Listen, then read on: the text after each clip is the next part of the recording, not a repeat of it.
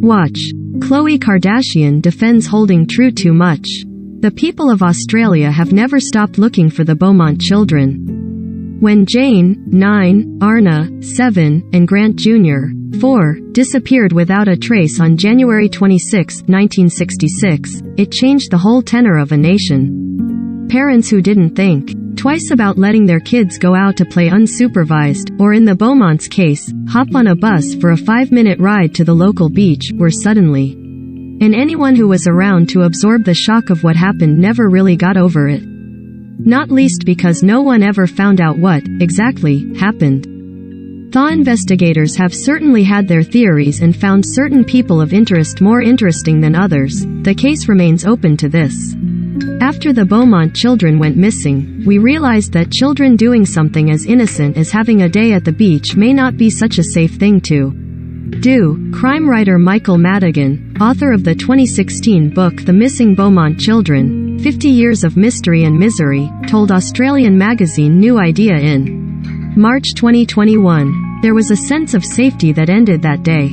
It was the morning of Australia Day when Nancy Beaumont entrusted her reliably responsible eldest child, Jane. She's got the brain of a girl of 15, her father later told reporters, with taking her younger siblings to nearby Glenelg Beach.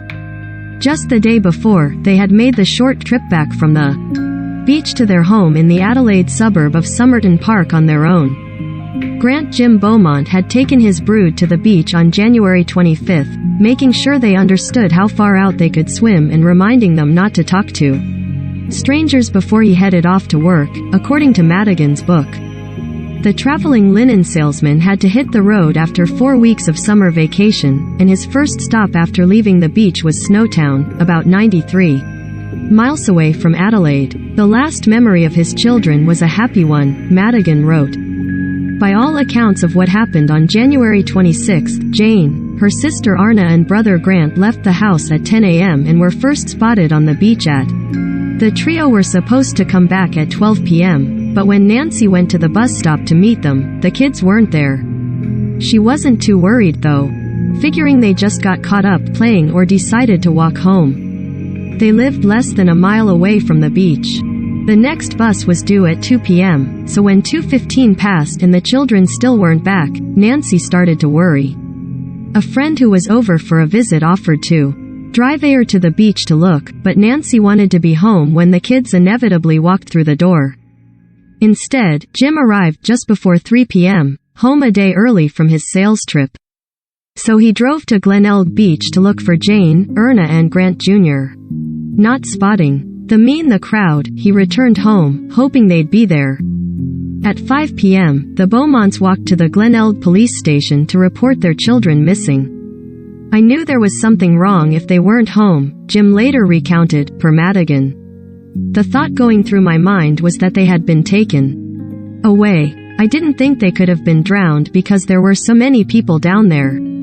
What would eventually become one of the most haunting crimes in Australia's history started with a search of the Beaumont's residence, police wanting to rule out that the children weren't hiding. That night, Jim rode in a patrol car as they scanned Somerton Park and Glenelg, street by street. And when the cops dropped him off, he got back in his own car and kept looking. By morning, boats from the Sea Rescue Squadron had joined the search efforts, the airport and train stations were alerted and roadblocks were put up to monitor anyone driving in and out of the state of Adelaide. Police patrolled the streets with loudspeakers so that everyone could hear them asking if anyone had seen the Beaumont children. Taxi drivers got the word out, Jim having been a former driver and therefore one of their own, and people of all ages, including members of Jane's Brownie Troop, combed the area on foot. And, naturally, reporters flocked to the family's house, and Jim addressed them mid-morning on January 28 from his back porch. Somebody must be holding them. Against their will, they would otherwise have come home by now, he said. It's a complete mystery, I can't understand it. My kids will be crying their eyes out. It's like a nightmare. Within 24 hours of the kids' disappearance, people were already inundating the Glenelg police with tips and insistence that a solitary abandoned flip-flop bar towel had to be a clue. The bus driver on the beach route told police he remembered the children getting on his 10:10 a.m. bus on January 26, but he couldn't recall them making a return trip. Eventually it was determined that the 3 kids had gone to Wenzel's bakery near the beach at around noon, and Jane bought pasties and a meat pie for their lunch. She paid with a £1 note that her mother knew she did not give her. Their neighborhood postman, meanwhile, told authorities that he saw the kids that afternoon, holding hands and laughing, while on his route, but he couldn't remember if it was at 1:45 p.m., when he got started, or 2:55 p.m., when he was finishing up. The next morning, January 27th, the mailman told police he was pretty sure it was closer to 3 p.m. We had one phone for the main police station, that's all we had, and people were queuing up to give statements and what have you, and we only had a sergeant and foreman there. Mostyn Matters, one of the original detectives on the case, recalled to Australia's ABC News in 2018. They were just snowed under, and by the time you interviewed people and typed up their reports and everything, it was just one of those things where you could only do your best. We still had our own work going on. There were still crime being committed in Glenelg. Amid the glut of ultimately unhelpful information, police heard from multiple witnesses who said they saw Jane, Arna and Grant Jr. playing on the beach with a tall, thin-faced blonde man who looked to be in his 30s. They seemed to know him, or at least were willingly hanging out with him. But that was that. Weeks after her children vanished, Nancy told reporters, "I don't think they're alive, but I haven't lost hope, and all I want is that they come back." A year after that, however, she had put more stock in hope. "The longer this goes on, the more confident I feel that they are still alive," she said in a February 1967 interview for Australia's Daily Telegraph. "Do you know, I dreamed about them last night. I don't usually dream. In fact, this is the first real dream I've had since the children went. But last night I dreamed I heard a knock on the back door. It was the children. They said, 'Hello, Mom.' The only thing I said was, 'Where have you been?' They were standing there in the back lobby. I cried, and felt them all over. Do you know, it's the first dream I've had." The Beaumont mystery would collide with another, however, on August 25, 1973, when Joanne Ratcliffe, 11, and Kirst Gordon, 4, disappeared from a soccer match at the Adelaide Oval. Joanne was there with her parents and Kirst was sitting next to them, with her grandmother. According to multiple news accounts of that day, Joanne volunteered to take Kirst to the bathroom and, since the game was in the middle of a play period, no going to the bathroom during the more crowded breaks was one of the Ratcliffe's rules. Her parents said okay. There was no issue, but when the 2 girls went again during the 3rd quarter, they didn't return to their seats. Witnesses recalled to police seeing the girls with a skinny-faced man who looked about 40, according to a 2020 examination of the Beaumont disappearance and possibly related cases by Australia's news.com.au.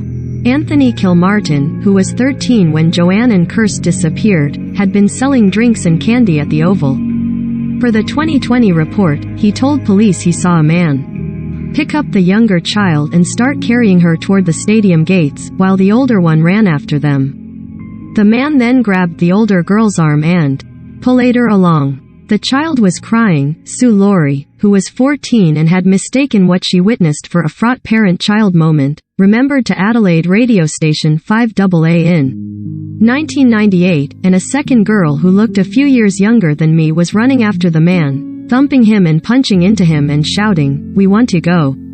Also from news.co.au, the last reported sighting of the girls or their apparent abductor came from a man who said he drove past the trio less than 2 miles away from the stadium, about 90 minutes after the other sightings. Noticing that the older child seemed to be in distress, the motorist pulled over. He reconsidered though, and, deciding not to interfere, he drove away. The sketch derived from all the witness accounts from the Adelaide Oval abductions boasted a startling resemblance to the suspect sketch from the disappearance of the Beaumont children 7 years prior. But both cases would only grow colder. No one could imagine the torment those parents went through. Madigan told New Idea of Nancy and Jim Beaumont, who separated in the early 1970s.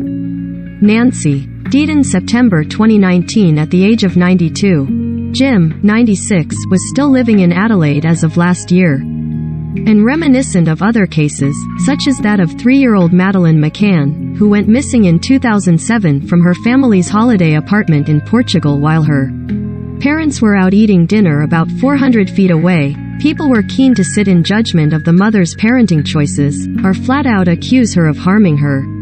People would come up to her on the street and openly abuse her, Madigan said, believing Nancy had something to do with it.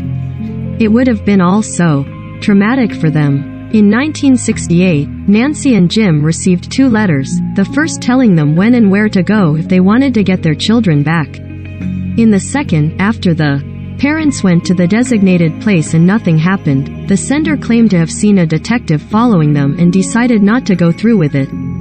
Countless theories were put forth over the years, including one by Dutch psychic Gerard Croiset, who claimed to have had a vision of the children's fate, and was flown to Australia in November 1966 by a deep-pocketed real estate developer. According to Croiset, the children had been trapped under the floor of an old brick factory that was being used as a warehouse. With no evidence other than the psychic's claims, authorities refused to get involved. But concerned citizens raised $40,000 to get the job done, and an excavation under the watchful eye of television cameras began in 1967, and found nothing. In 1986, according to the Sydney Morning Herald, 3 suitcases full of newspaper clippings about the Beaumont case were found in a garbage dump, most of the pages scribbled with handwritten notes in red ink. Across an image of the widely circulated sketch of the suspect was written, "Lies, all bluff." Only a day later, however, people who identified themselves as relatives of the elderly owner of those suitcases told police that she had simply become obsessed with the case, and after she died they threw the bags out. Numerous alleged sightings of the kids poured in over the years, from a woman in Perth who insisted she was living next door to the children in 1966 to a former detective on the case who became convinced in 1997 that Jane Beaumont was alive and well and living in Canberra. Investigators confirmed it was not. In November 2013, more than 46 years after a psychic sent the citizenry on a wild goose chase, part of the new Castalloy factory in the Adelaide suburb of North Plympton was excavated after 2 brothers alleged that the building's late owner, Harry Phipps, had them dig a pit on the property on Australia Day in. Phipps died in 2004 but was posthumously investigated starting in 2007 after his son Hayden, who also told police his father sexually abused him, claimed he saw his dad with the Beaumont children. Other family members disputed Hayden's claims. However, geophysical testing of the ground spearheaded by Channel 7 turned up a small anomaly in the soil that indicated a hole may have once been dug at the site.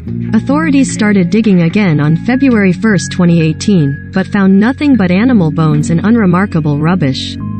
I can confirm that we have searched the areas of interest and reached the bottom of those areas and gone well below so that we can be 100% certain. South Australia Police Detective Superintendent Debray, for the Sydney Morning Herald, confirming the presence of non-human remains. Sadly, this means for the Beaumont family that we still have no answers. But we will always do anything humanly possible to locate the Beaumont children and take them home to their. Stuart Mullins, co-author of a 2013 book about the case, The Satin Man, felt strongly that Phipps could be the culprit, telling ABC News in 2018, "It's my belief that they're in the pit on that site, but where, who knows? But," he added, "it's trying to find a needle in a haystack. There is a cost involved. There is manpower involved. It's a huge site, where do they start?" Still, he was optimistic that the case could still be solved. "It's for the police now," he said. "I feel very confident and very inspired." A couple weeks after the second dig at his late father's factory turned up no evidence, Harry's younger son, Wayne Phipps, told Australia's Sunday Mail that his older brother, Hayden, who died in 2016, had been mentally ill and their dad had nothing to do with the half-century-old crime. "It's hurting those who I care about and the memory of those who I cared about," Wayne said of the speculation that his father hurt the Beaumont children. "We loved Harry and believe in his innocence.